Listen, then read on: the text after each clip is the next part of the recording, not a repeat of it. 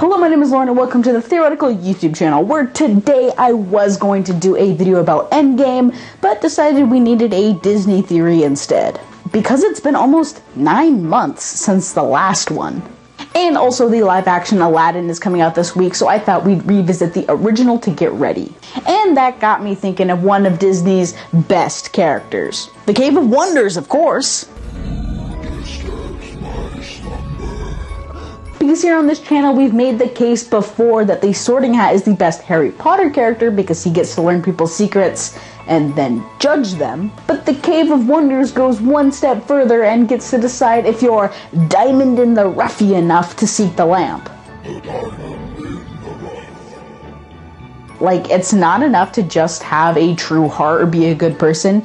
You have to also be gritty and or secretly hiding how good you are. Because arbitrary rules are fun. But what if it wasn't so arbitrary? What if there was a very specific reason for the cave's criteria? Well, stick around while I make my pretty speculative argument for my theory on the Cave of Wonders' true backstory.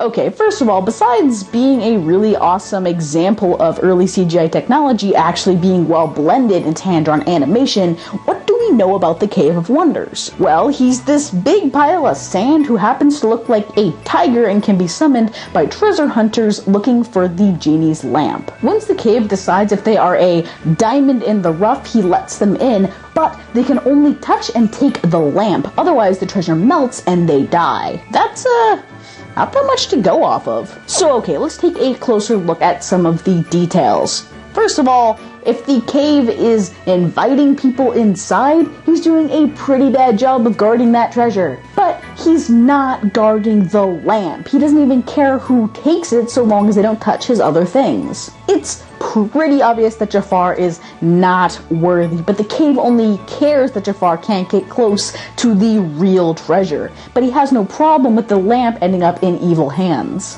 so long as those hands don't try to take a jewel or two on the way out.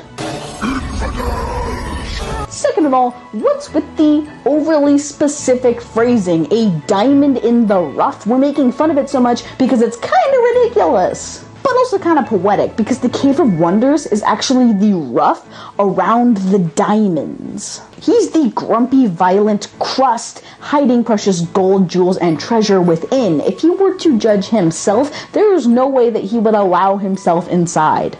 And here's where we make a giant leap into crazy speculation. Feel free to judge my theory building skills harshly. It's not my proudest moment. What if the Cave of Wonders was cursed?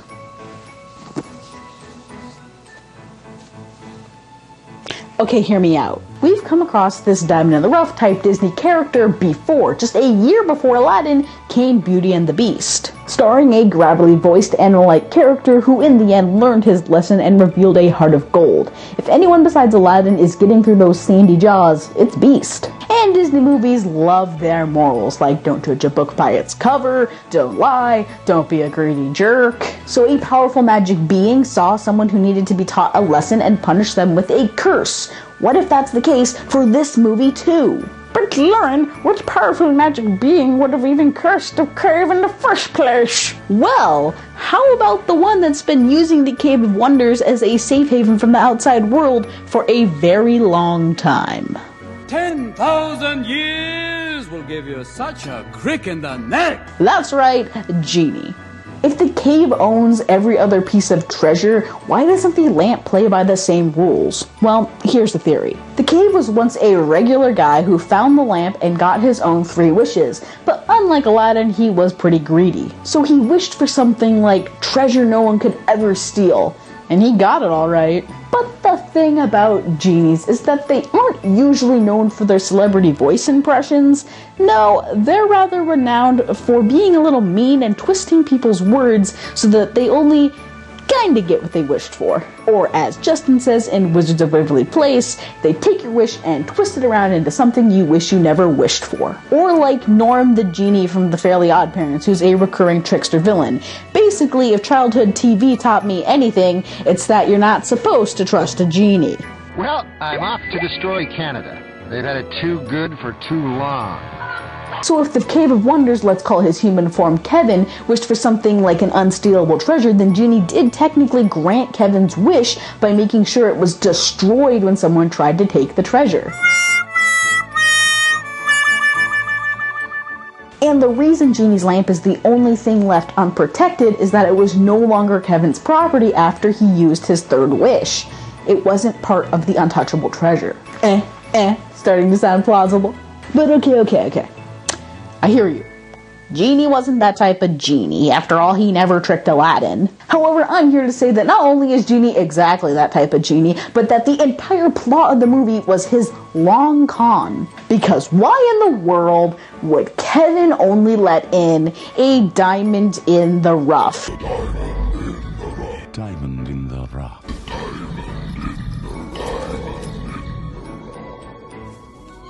He doesn't care who gets the lamp. But you know who does? Genie. And you know what he wants more than anything else in the world? His freedom. And who's more likely to set him free?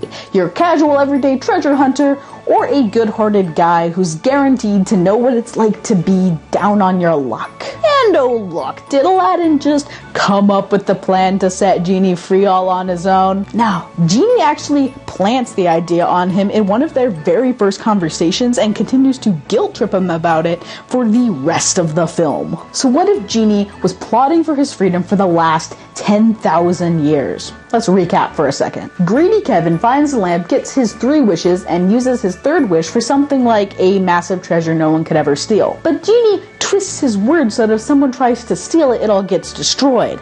It's a clever genie right there. But planning ahead, Genie also turns Kevin into the Cave of Wonders to unwillingly guard the lamp so that Genie won't have a new master. But Genie wants real freedom, so he adds one more caveat, the diamond in the rough clause, ensuring that he could only have a truly good master. Then all he has to do is convince this new guy to set him free. He doesn't use his wordplay or trickster method so that he earns Aladdin's trust. And it worked! Genie gets his freedom and only had 2 masters in the last 100 centuries. Not bad at all.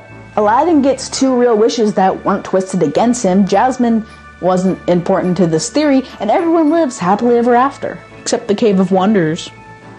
Because Abu just had to go and touch a jewel and destroy all his treasure. Now he's just a big sandy tiger without a hidden fortune. Poor guy. Unless, is this him dying? Well, that's a little harsh. All Kevin wanted to do was use the 3 wishes he was promised. He didn't ask to raise the dead or anything. It's not a pretty picture. I don't like doing it. But hey, what did you think of the theory? I can't believe it. I just don't believe it. Personally, I really like it, but I can recognize that it lacks in actual support. But hey, if you did like this video, then you can head down to the little buttons located right here to hit like, subscribe, and ring the little bell icon. Then you can scroll due southwest to the comment section to leave a comment. You can also follow us on Twitter at @theory_central if you manage to open a new tab somewhere up here. Computers. If you want to engage with the channel, I recommend leaving a comment like, are you planning on seeing the live-action Aladdin? I haven't quite decided myself because, you know, the last couple haven't been amazing, but I'm a hopeless optimist. At least when it comes to movies and not the soul-crushing darkness in my heart. So thanks for watching, and I'll see you later. Phenomenal cosmic power.